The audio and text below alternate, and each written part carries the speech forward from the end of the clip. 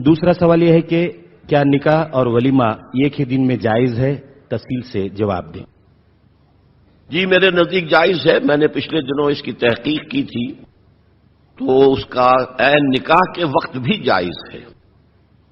اور میرے علم کی حد تک سعودی عرب میں آج کل یہی ہو رہا ہے کہ نکاح کے وقت ہی ایک دعوت ہوتی ہے،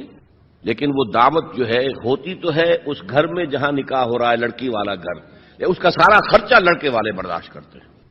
تو اس طرح اس کو ولیمۃ العرس کہتے ہیں۔ وہ یہ ہو سکتا ہے، اگرچہ ہمارے ہاں جو روایت زیادہ ہے وہ یہی ہے کہ کم سے کم شوہر اور بیوی کی ایک ملاقات جو ہے تخلیہ میں ہو جائے، اس کے بعد ولیمہ، لیکن یہ کہ میں نے تحقیق کیا ہے تو معلوم ہوا کہ نہیں جائز ہے۔ دوسرا سوال یہ ہے کہ موجودہ دور میں جہیز جیسی لعنت کو کس طرح سے روکا جائے اور اس کو روکنے کے لیے کون سی بات مؤثر ثابت ہوگی؟ یہ معاملہ آسان نہیں ہے، اس لیے ہم نے پاکستان میں بھی جب تحریک شروع کی تو ہمیں معلوم تھا کہ جہیز کو روکنا بہت مشکل ہے، تو میں نے اس کی تو شرط لگا دی تھی کہ جو نکاح مسجد میں نہیں ہوگا میں اس میں شریک نہیں ہوں گا۔ پھر لوگ یہ کرنے لگے کہ نکاح مجھ سے پڑھا لیا مسجد میں جا کر، پھر کوئی دعوت ہوٹل میں کر لی۔ پھر میں نے اعلان کیا جس نکاح کے ساتھ کوئی دعوت ہوگی وہ میں پڑھاؤں گا ہی نہیں، تو ہوتے ہوتے وہ بات آگے جا رہی ہے۔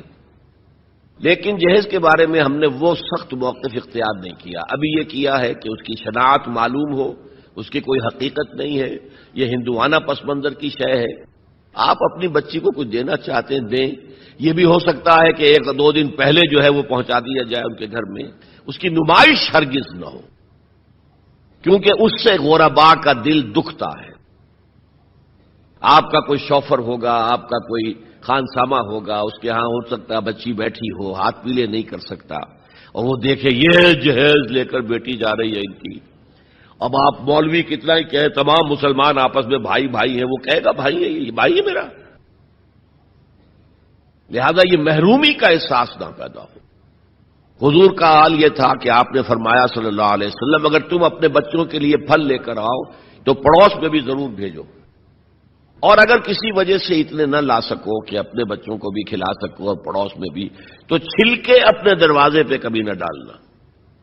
کہ پڑوس کے بچے کہیں وہ آج ان کے آم آئے ہیں، آم کھائے انہوں نے، تو اس سے جو احساس محرومی ہوگا وہ در حقیقت ایک منفی جذبہ ہے جو پرورش پائے گا۔